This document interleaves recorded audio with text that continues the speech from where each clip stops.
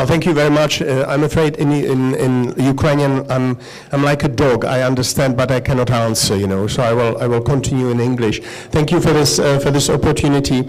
Well, you know, just commenting on what has been said already, I have the feeling that President Putin, in many ways, doesn't have a plan. I think. Thank you.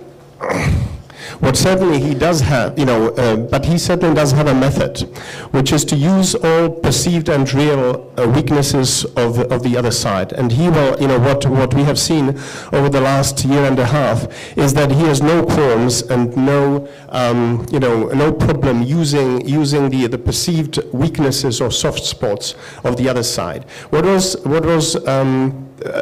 predictable, or what was to be expected, that the system that NATO, together with its partners, together with Ukraine, has been trying to build over the last, I would say, well, almost 25 years, is now in shatters. You know, what we have seen is that Russia tore apart the rules-based system, that basically the norms of international law, the commitments that Russia took up on itself in bilateral and multilateral formats are worth nothing. This, I think, you know, I don't know if it was something to be expected or not, but it certainly was a wake-up call for NATO, because if you spend 25 years in good faith building something, and then it goes within a few months with when you are faced with lies, half-truths, and propaganda, I think it takes some time actually to come to terms with that. And I think, however, that NATO and the West in general, you know, has come to the grips with the situation.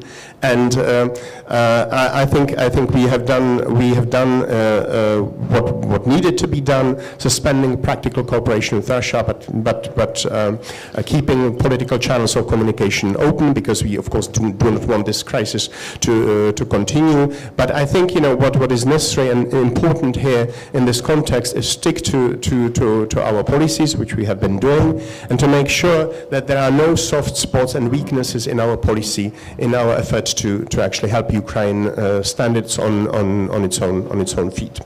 So that would be my rather long answer, but I'm supposed to start immediately with my presentation, and I will be talking for not more than 5 to 10 minutes, because I think that we should go to questions and answers.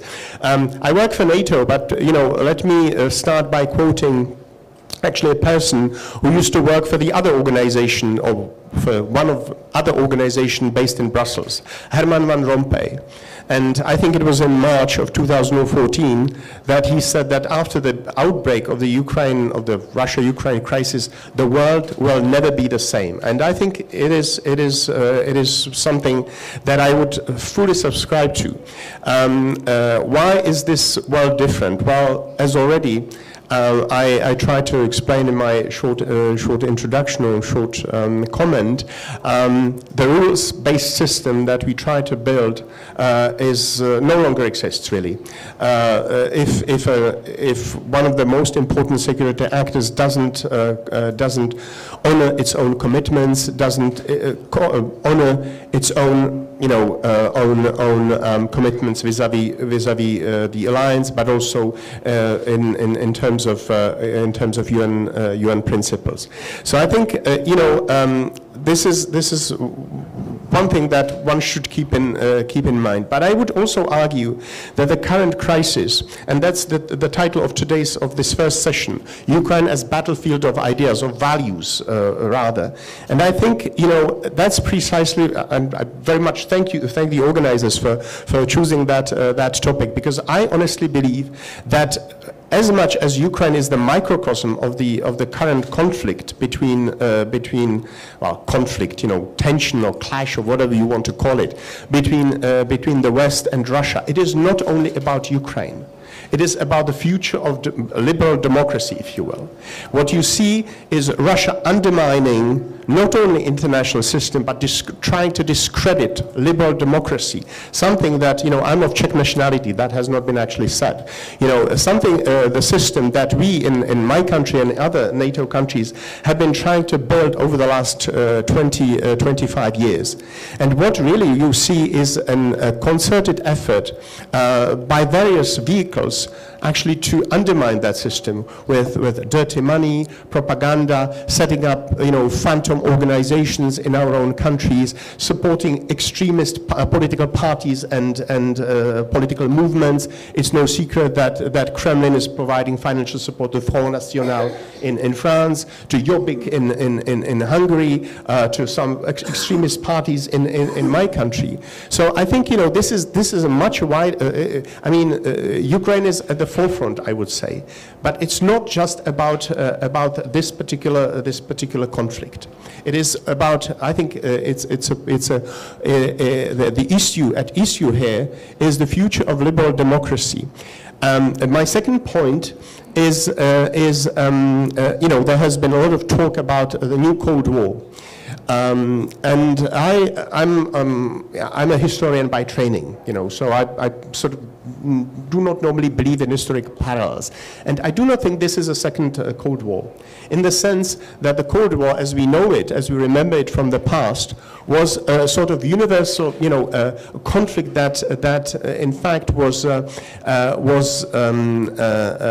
palpable in all areas, not only political, but also economic. You know, the Soviet Union and the countries actually in the Eastern Bloc, including my own, were trying to present an alternative to the West in terms of economic, you know, model, in terms of everything else. This is not the case now. Russia is, if anything, is actually the most capitalist country of all. You know, this is not entirely new new model. What is different is the values, is the system upon which, or the values upon which the system is based. And I think again, the crucial difference here is the way we actually try to build our societies. In our society in the West, and you know, the society that your country is trying to build, we are trying to, you know, or our societies are built on a consensus where everyone has a choice, you know, including political, including you know, well, every walk of life, if you will. The Russian society nowadays is based on a very different principle. I think I would also argue that it's based on a principle of commonly spilled blood, if you will, you know, where the future is a pure extension of the past, where you don't have a choice other than to belong to the collective itself. And I think this is very important. So to me the difference is really about the value gap. My last point is indeed what Ukraine's role is in it, and it was part of your initial question, really. I think, you know, it is important for Ukraine to do its part as well in this entire effort to stand up to Russia's effort to discredit what we stand for. What needs to be done is a number of difficult reforms that require sustained and well-coordinated effort. Our allies in NATO has provided specific support in all areas. In particular, as far as you know, the future, you know, the Ukraine armed forces is concerned. But you know what I think the best contribution to by Ukraine to the future of all us is a stable and economically prosperous and democratic Ukraine as the most convincing evidence that the use of force in the 21st century will not succeed.